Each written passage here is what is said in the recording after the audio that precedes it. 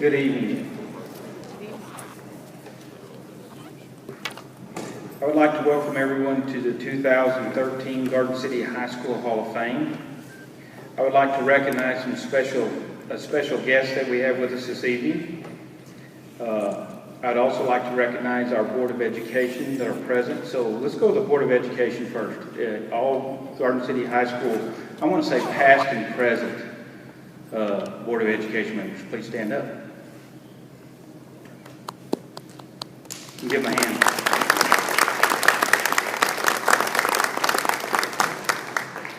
Also have a long-time educational leader in our community that's with us tonight. Ms. Florence Wilson is with us again tonight. She's waving at us.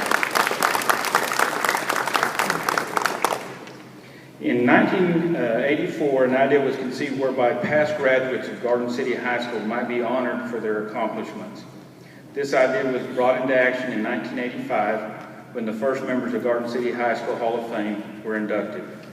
In doing this, it shows that Garden City High School produces graduates who are second to none. 54 outstanding people have been inducted into the Garden City High School Hall of Fame. We can be proud of these individuals for representing us. I would like to have the past Hall of Fame inductees present tonight please stand and be recognized at this time.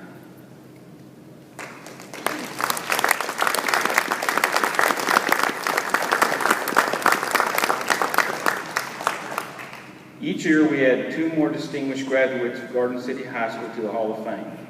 Tonight, we are honored to induct Stuart Nelson of the class of 1972 and David Wiebe of the class of 1964 into the Garden City High School Hall of Fame. I would like to have Dr. George Hopkins come up at this time and introduce Mr. Nelson.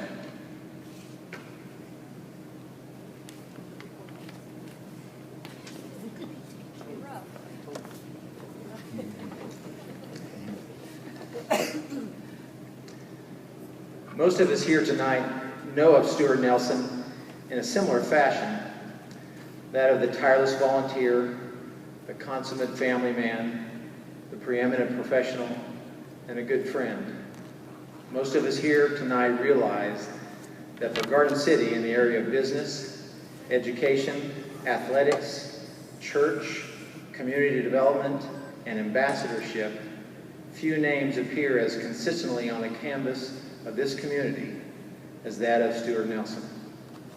Most of us here tonight know that there are few individuals who are as synonymous with the successes of Garden City, past and present, as Stuart Nelson.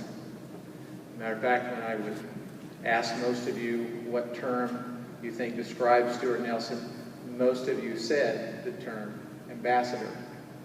And I think that's appropriate since it's a Latin term. The first syllable, am, means 2 hands. The last syllable, adore, means with great difficulty. And the middle syllable, ass, is the same English derivation as that. So it's appropriate for Stuart Nelson that the Latin derivation of ambassador is can't find your ass with both hands.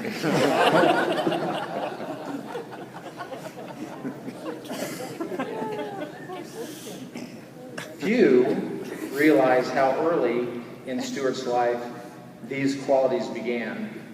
I was reminded the other day of a story of a starstruck young boy who used to go to every Garden City High School basketball game and listen to his dad extol the virtues of the Nelson brothers. Stuart out there wishing that the rules would allow for a 3-point line, and Mark out there wishing that the rules would allow for 7 fouls before you fouled out of the game. During the summer, that same boy's favorite activity was the Boone Brothers tennis camp. His second favorite activity was stopping off for ice cream, walking on his way home. Not so much for the treat, because there, larger than life, was Stuart Nelson, who always took the time to talk and relate to the young boy. Stuart would always ask how tennis practice was, how many days a week do you practice, is your game getting better? And is Russ Boone really as good as he thinks he is? And I would always answer, in a predictably shy manner, fine, 5, not really, and no one is as good as Russ Boone thinks he is. I was really hoping Russ was going to be here. Stuart Nelson graduated from Garden City High School in May 1972, after which he attended Garden City Community College and matriculated at the University of Nebraska. Stuart was a standout basketball player and student at all 3 schools. At the University of Nebraska, he graduated in 1976 with a Bachelor of Science degree in Architectural Studies. Stuart returned to his hometown of Garden City and immediately began his impressive architectural career, first beginning as a staff architect for Lyman, Cobb & Benson, becoming a partner in 1981.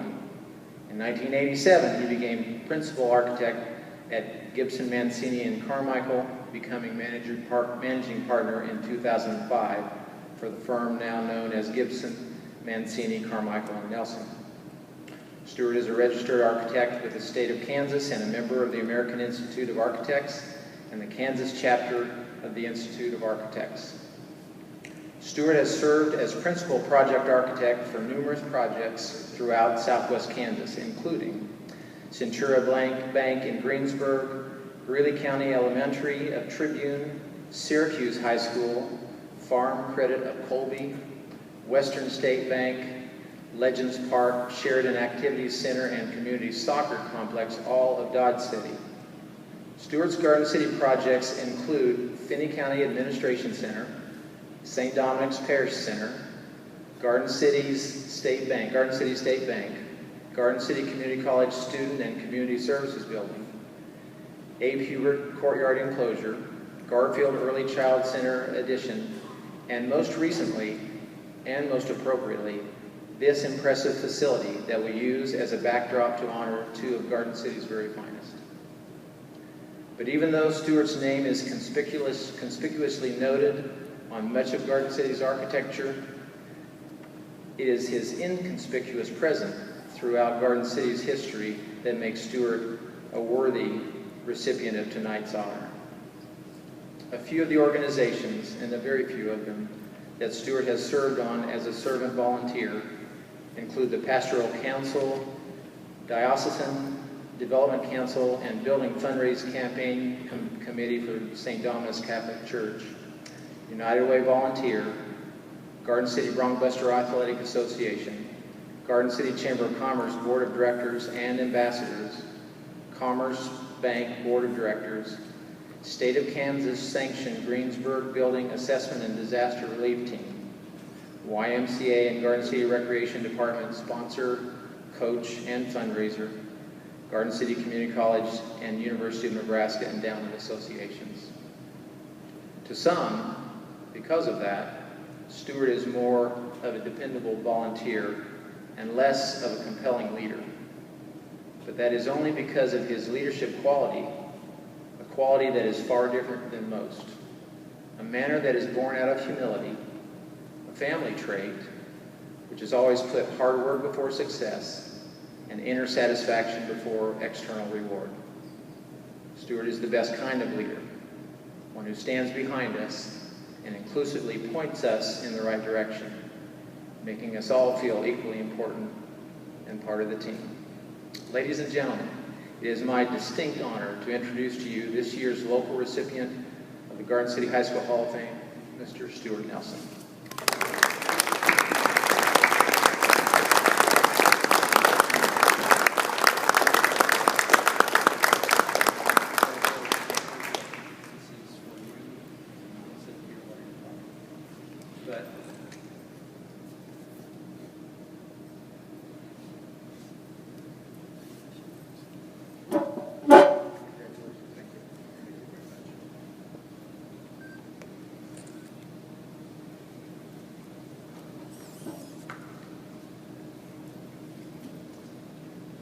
Thank you, George, for that very kind introduction.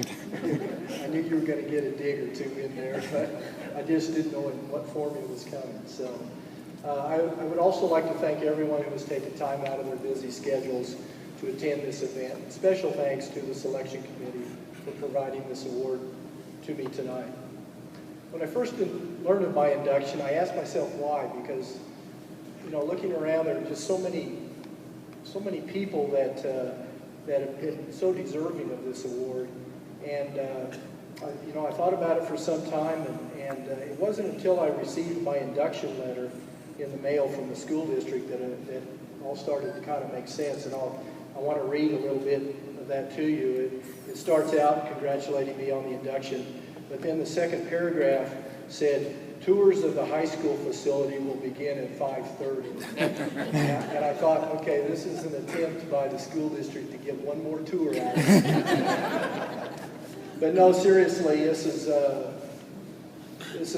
truly amazing that I'm up here tonight before you all. When I think about all the accomplishments of so many people that have passed the halls of Garden City, and it does really become a humbling experience to be up here before you this evening. As I look back on my high school years, they were really a truly rewarding experience for me. I was surrounded by many classmate friends, and I always felt like our class was a very close-knit group of individuals, and many of whom I still maintain contact with today. In fact, a couple of classmates are here with us tonight, Steve Keller and Mark Anderson. Thank you for coming and sharing this experience with me.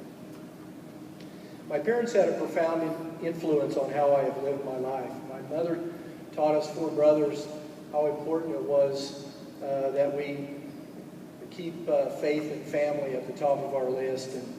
And it wasn't until she passed away that I really realized how much that meant to me and how hard she worked at that. And I hope as time goes on, that's how my kids will remember me. My dad always supported us in every event that we participated in. He was usually on the front row, either cheering us on or yelling at the officials, one of the two. But he also stressed how important an education was. And I had 3 brothers, and all 4 of us were allowed the opportunity to go on to college. And I know that was very important to him as we went through life. My oldest brother, Steve, is 5 years older than I am. And my younger brother, who's Tim, who is here tonight, was 10 years younger than I was. And so I really kind of felt like I wasn't quite as close to them as maybe I wished I could have been, because after I graduated from high school, my parents moved down to Ulysses and started a business down there. And consequently, I didn't spend a lot of time there because I was away at school and things. And so I kind of grew up not really getting to know my younger brother Tim like a brother should, but you know, he was always there. And I do have a next older brother, Mark, who is 3 years older than I am, and I kind of grew up idolizing him. We had a lot of common interests together, and it was just he was a good influence on me. And I remember how cool it was to tag along with he and his friends, and it was just fun to be around, you know, the bigger brother.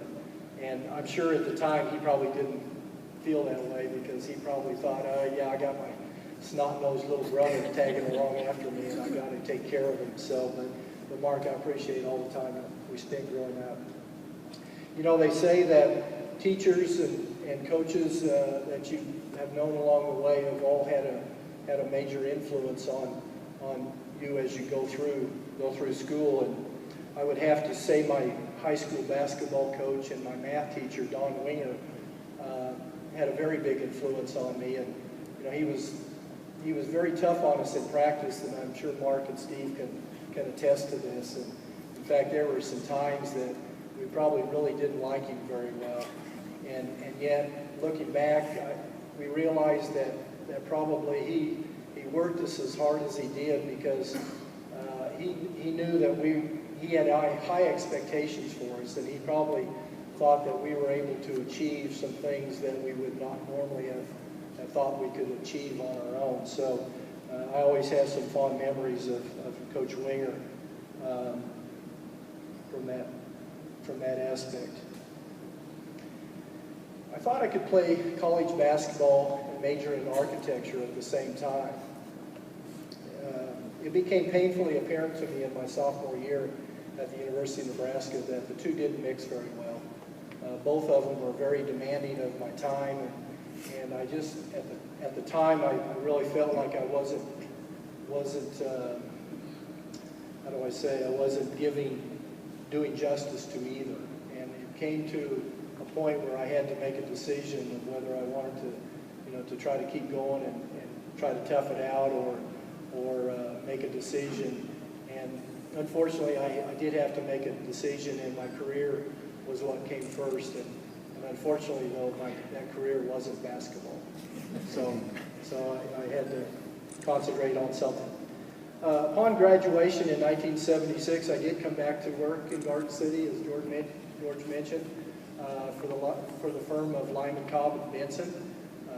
Some of you remember those names. Joe Benson and Lou Lyman were my baseball coaches as I was growing up, and so I had a real comfort level in coming back to work for them. Joe Benson was my mentor when I was growing up in my architecture career, and he always had the time to stop what he was doing and answer questions that I had of him, and he really took me under his wing at the time, and it was kind of funny though. There was kind of a joke about Joe that if you asked Joe what time it was, he would tell you how the watch was built, and yet that's the kind of person he was. He was just very influential and spent time with you to discuss different things. I have a lot of fond memories of working for those guys early on. 2 years after my graduation, I married the love of my life, Sharon. We first met in college, and when I told her I was from Garden City, Kansas, she had no idea what Garden City was. When we were first married, and little did she know at the time that she was going to be actually coming back to live in Garden City. When we were first married, we actually talked about living here for a couple of years and maybe moving on to a little larger city. And actually, I think I kind of told her that because I felt that was probably the only way I could get her back to Garden City. But that was 35 years ago, and we actually haven't ever looked back. We've been so blessed to have our daughter, Angela, and her son and her husband, Justin, move back to Garden City. They were working in the Kansas City area at the time, and kind of when Angela left, from actually community college here, it was kind of one of those, well, Mom and Dad, we'll see you, and I'll probably never be back. But I remember it was one winter evening, and she was working up in the Kansas City area, and I think she was traveling back and forth to Lawrence when she called us up, and she says, Mom and Dad, Justin and I are moving back to Garden City. We've taken a job with a company here in Garden City, and we were so excited to hear that. And she's gone to work for a guy that's just has been wonderful to both Angela and our family, by the name of Wes Wigmore with Excelicare. And if you've not had a chance to meet Wes, he's a genuine individual and a true friend. And we just couldn't be happier that Angela has gone to work with him. Ironically, Justin, her husband, works in this very building. He's a truancy officer for the Garden City District. And maybe some of you parents out there may have already had a chance to meet him.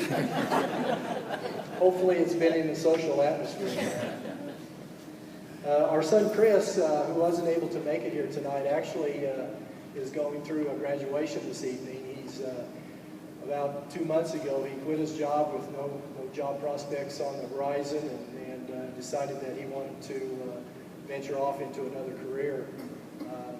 He graduated today from a medical career college there in Denver, and he hopes to land a job selling medical devices and implants for the medical profession here in the near future, so we all wish him well. As George mentioned, in 1986 I took a position with the firm of what was then Gibson, Mancini and Carmichael Architects. I've been with them for the last 27 years. I'm now a partner in that firm. Having been involved in the practice of architecture in the Garden City for over 37 years, I would like to think I did have a small part in the growth and development of the Garden City landscape. It's been fun watching it grow, and it's been exciting. Garden City has been very good to Sherry and I. It has been a wonderful place to raise her family. I think it's so important for a person to become involved in their community.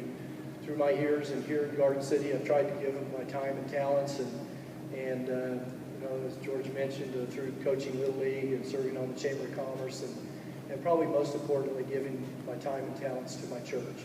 I feel like that's very important, and it's so exciting to see young couples moving back to Garden City, for they are the future of our community, and we need to encourage these young people to follow in our footsteps whenever we can.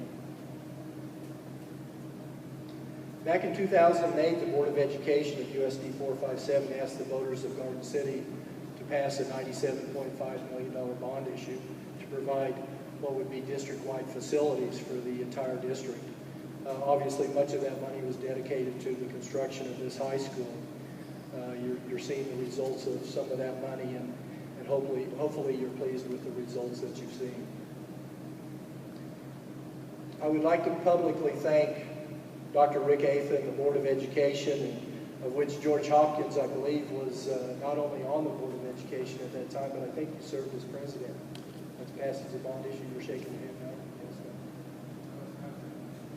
Yes, okay, all right.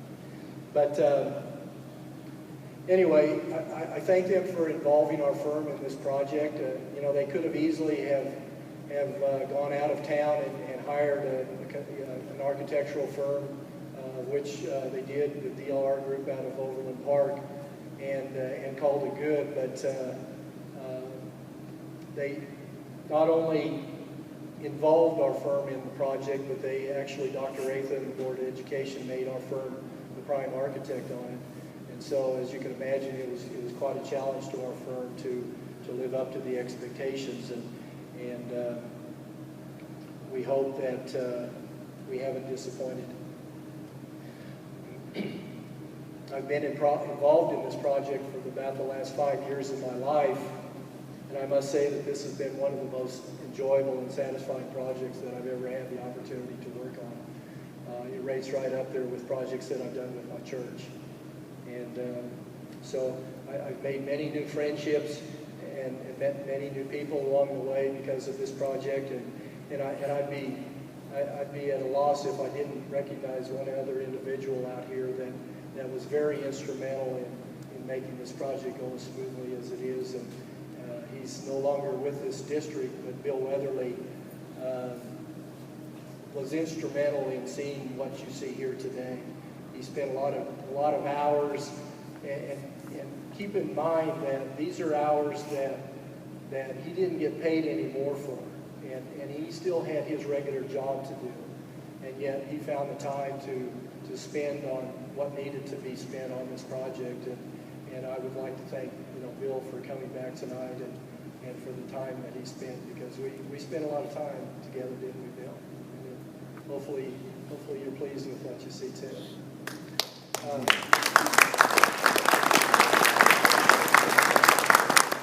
In closing, again, I want to thank the Hall of Fame Selection Committee for selecting me for this, what is a very humbling award. It's very humbling to be up here before you tonight, and it is one I will cherish forever. Thank you very much.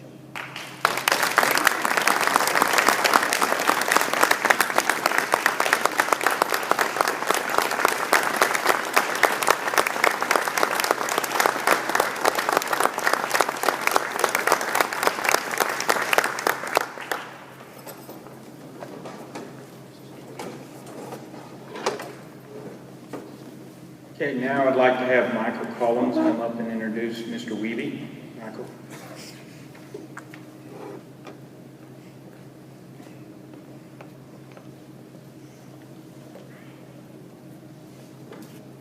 Thank you, Mr. Morellis. Well, it's my great honor to talk about my friend David. But before I do that, I'd like to introduce his family members who have traveled a considerable distance to be here with us this evening. David, engineering runs in his family, as you will hear. David's brother Phil is here. He is an engineer with Boeing in the Seattle area. And David's son Ryan is here. Ryan is an engineer with Siemens in West Palm Beach. And more importantly, Ryan and Arlinda are the parents of David's 2 grandchildren. And David's wife Diane is here. Diane is a physician and is a professor of medicine and assistant dean at the School of Medicine at the University of Central Florida in Orlando. She's missing an important day on that campus. This is a relatively new school, and they are graduating their first class of physicians today. But Diane thought it was more important to be here with David, so she is missing that graduation ceremony down in Orlando.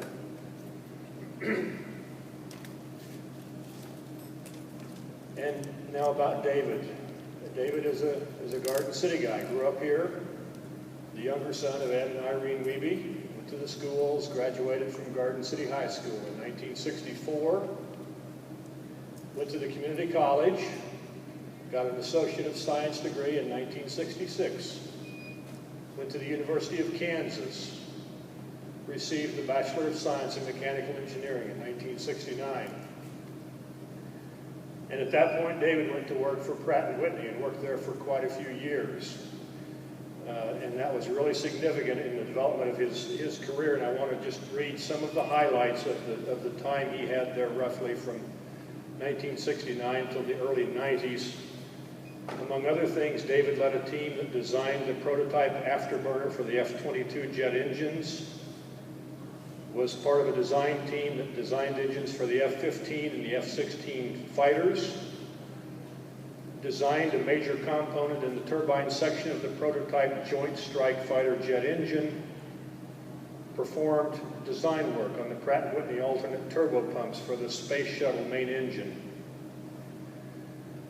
Also during that time that David was working for Pratt & Whitney, he devoted a considerable amount of time to the work of the American Society of Mechanical Engineers. This is a large organization, about 125 members across the nation, and it's important to all of us because they set the safety codes for mechanical devices such as boilers and pressure vessels and engines and elevators. So that involved a lot of time and a lot of travel on David's part to be a part of that organization. In 1993, David's career took a turn. He moved to Atlanta and enrolled in the Candler School of Theology at Emory University and pursued a Master of Divinity degree and was awarded that degree while he was a student pastor in the Atlanta area. While he was a student at Emory, he served as a student pastor at New Hope United Methodist Church outside of Lawrenceville, Georgia. It was our great pleasure in 1996 to go down and stay with David and go to the Olympics, and we had a great time, and we're still grateful for David's hospitality on that occasion. And when David completed his seminary education, he moved back to Florida, resumed his work with Pratt & Whitney, but also pursued a dual career as the pastor of the Northwood United Methodist Church in the West Palm Beach area. And that's a pretty compelling story about the work with that church. It was an aging and declining congregation, and it was uncertain about its future. It was in a multi-ethnic neighborhood, and David worked with the congregation to bring other groups into that church in one way or another. At one time, there were 5 different congregations meeting in the church, and in particular, the Haitian Americans became a significant part of that congregation, actually became part of the Methodist congregation in that community, and is still thriving as a Methodist congregation today. So I think David is going to talk more about his work with that, but and in the meantime, of course, he was continuing to pursue his engineering career with Pratt & Whitney as well. Then in 1999, David moved over to Siemens Energy in the gas turbine division, and he has worked there since. He continues to work there. He is a senior advisor to Siemens. He is no longer active in the ministry, although he does return to that Northwood congregation several times a year to preach to them. In his career, David has obtained 10 patents on components of military jet engines and industrial gas turbine engines. I won't try to itemize those for you, but again, that's been a significant part of his career. So with that, I will ask David to come up. I will introduce to you, and it's my great honor to announce David as this year's out-of-town inductee into the Garden City High School Hall of Fame from the class of 1964. David Reed.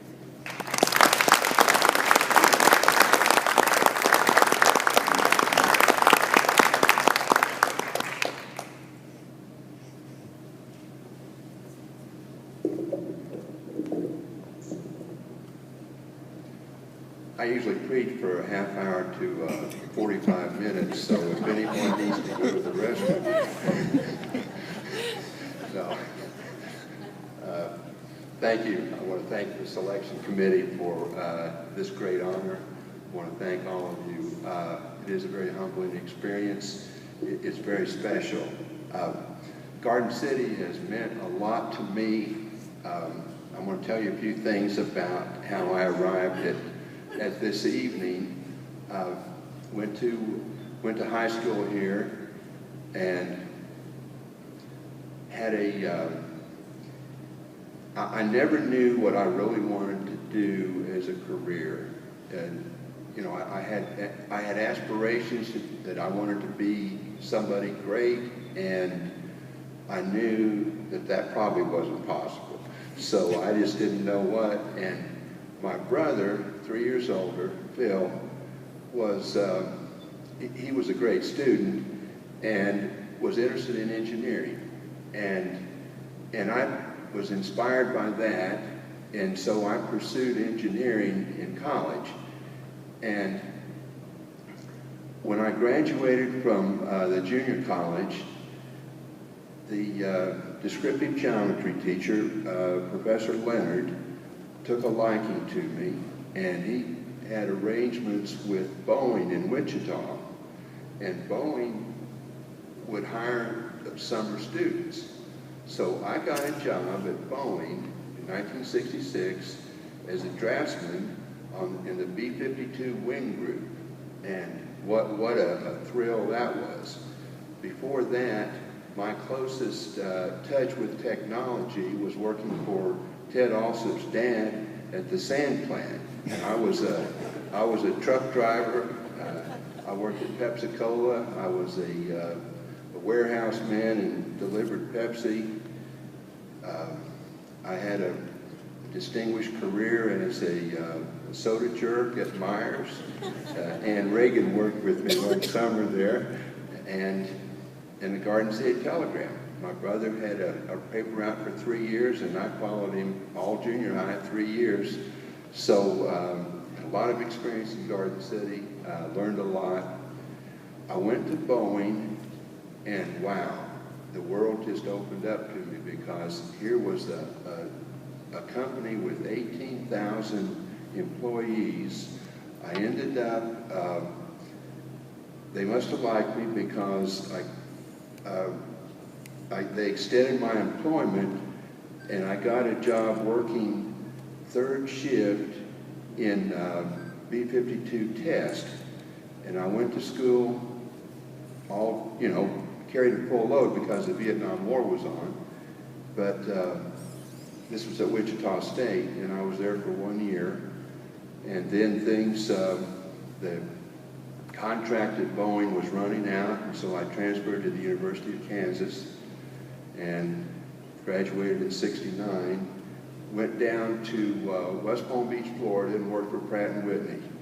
And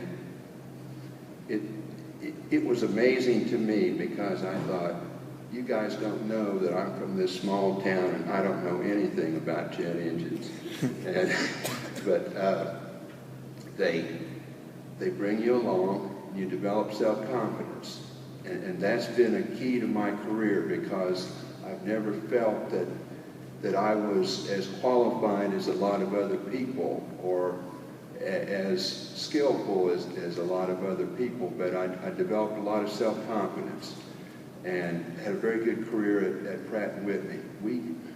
We designed components, you know, all of the fighter jet engines that are flying, except a couple Navy ones, Pratt & Whitney developed those engines, and I've had a part of it.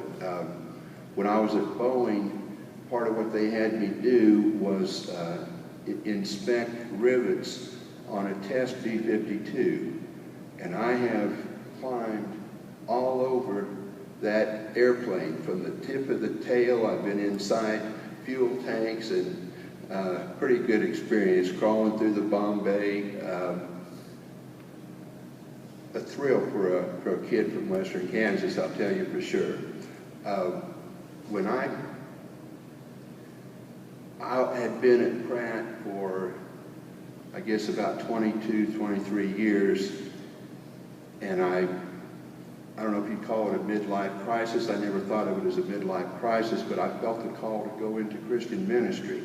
But before I tell you about that, I don't know if any of you remember much about when you have a dream. And a lot of times I have a dream and I'm back in Garden City. And about 2 years ago, I had this dream where I was at Sabine Hall, and there's the junior college had its recreation room in the first floor.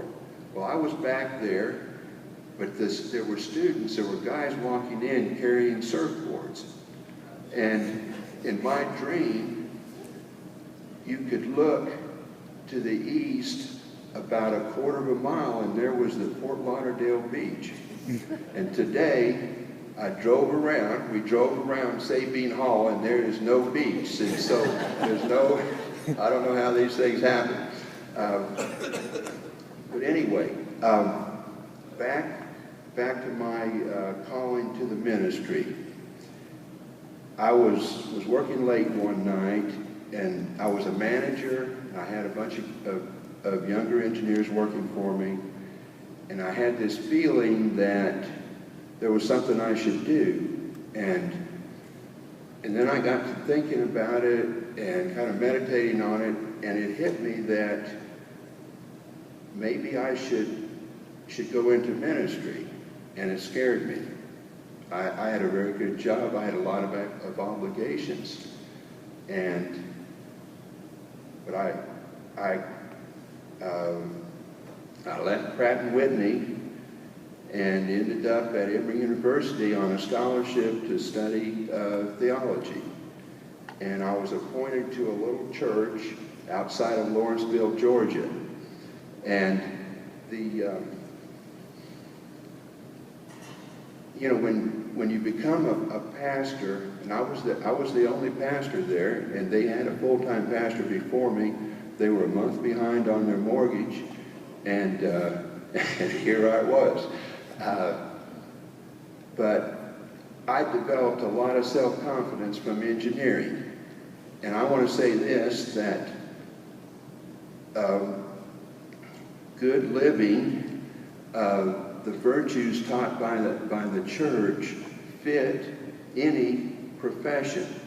And I see perfect compatibility with engineering and ministry. Maybe some people wouldn't think of that, but to me it was a very natural thing.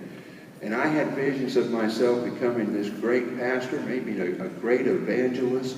I was going to be the first honest TV evangelist, you know. And you know what happened was that church needed children's programs. And that's how we built the church, with children's programs. You know, you look at what's available and work with that. You fill the need that's there. I've never done any evangelism at all. I mean, outside of the church, but had a very good experience at New Hope United Methodist Church. Very Southern. I learned one thing. Never, if you're talking to a group of Southerners, never use an example or an analogy involving the Civil War. I had a perfect analogy, and talked about the virtues of reconciliation of soldiers that had fought and then later come back together. And before the church service was over, we almost were fighting the war again. Anyway, so I moved back. I ran out of money. Ryan was in college. I went back to Pratt & Whitney. They took me back full time, and I was appointed to this Northwood United Methodist Church in West Palm Beach. And I was their senior pastor, their only pastor. And I'll tell you what the circumstances of that church was. A younger minister that I saw at the Florida conference meeting, he asked me, well, where are you going to be serving? And I said, Northwood. And he said, do you believe in resurrection? Like, that church has died. And I was there for several years trying to build it back to the ethnically, single ethnicity, middle-class church that it had been up until about 10 years previous. And that wasn't going to happen. The neighborhood was different. The neighborhood was multi-ethnic. And I had a struggle with it. My district superintendent told me that he didn't know how to build a church in an urban setting like that. That he says how you build a Methodist church is you go out to a new suburbs where people with money are building homes, and you set up a church and you bring them in, and it all works beautifully. That's how we expand the church. And it hit me that church would always, that building would always have a church, but it may not be United Methodist, and I wasn't going to fail. And so I started working with a Asian pastor comes in, and he has a church, a small group that had been meeting at his house. And would we let them use part of the church? And I thought, at first I thought, no, this isn't going to work. And then it hit me, yeah, I should do it. I should do it. I just had this feeling come over me. I should do it. And I talked to the Board of Trustees, and we brought the church in. And then I talked to him about, I said, we need a group that wants to be United Methodist, that wants to carry on the work of our church. And he was interested. And by then we had a new district superintendent, and she gave me a lot of encouragement. She said, David, the Board of Trustees can tell you, I guess I better hurry up.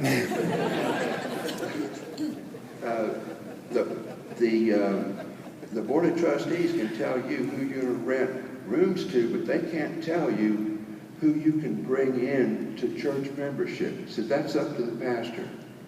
And so I met with this group, and they were amenable to become join our denomination. And so I started holding training sessions, new membership classes. I met with the youth. I'd buy pizza and teach the theology to the youth. We had children's groups. And one Sunday morning in the spring, we brought in 42 very dark-skinned Haitian members. And I haven't told you this, but the congregation were older white Southerners, and a lot of them were not happy, not happy at all. And this was the most difficult time I've ever had in my career, but we brought in those people, and pretty soon there were more Haitians than the older generation. And we brought them into the different boards. They started in church administration. They loved that church. They loved having something that was theirs. And I worried about the older folks accepting them. And one Sunday morning, I I was in the church office, and the hallway outside of the church office is real close to the ladies' room. And this one Haitian mother, a young mother, had a very small baby in her arms, and she comes up and holding the baby, and there was a group of elderly women, the older church members, talking just outside the office.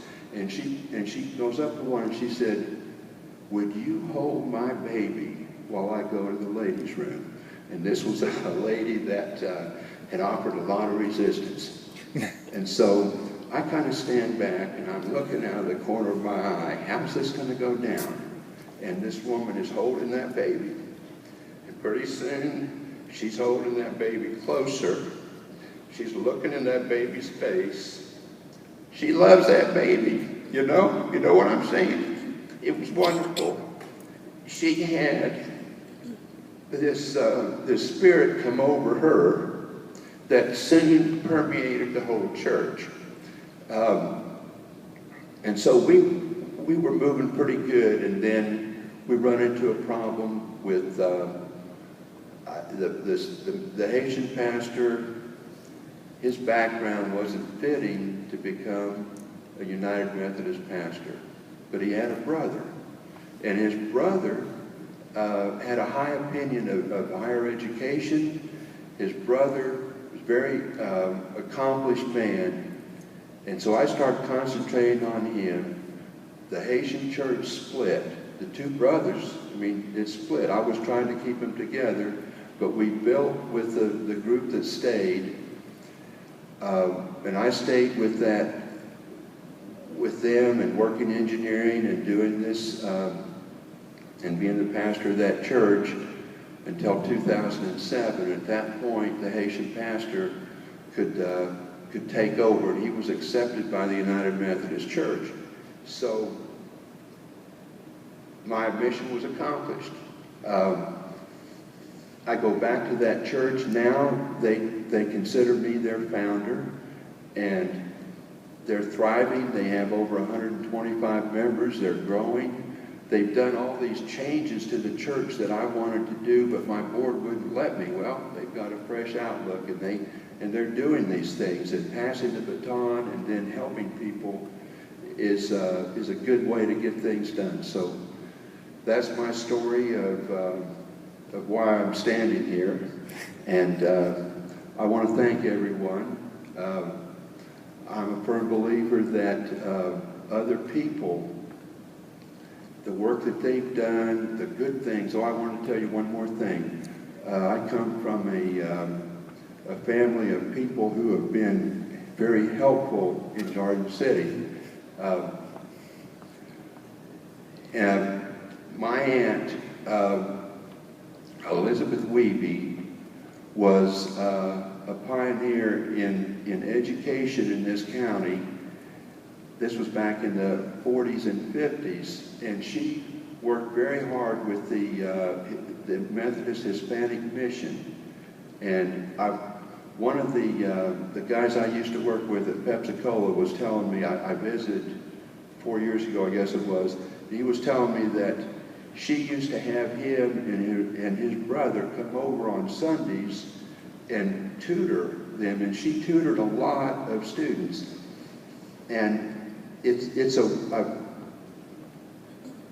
wonderful thing. Stuart was talking about doing all these things here in Garden City. This is a mission field. I found that out. You don't have to go abroad to do good things. You can do it right in your hometown. I have very good examples of that, and that's helped me in my career. I'll quit rambling on. Once again, I thank you very much. This is a beautiful evening, and I just greatly appreciate all that this high school and my Garden City upbringing has done for me. Thank you.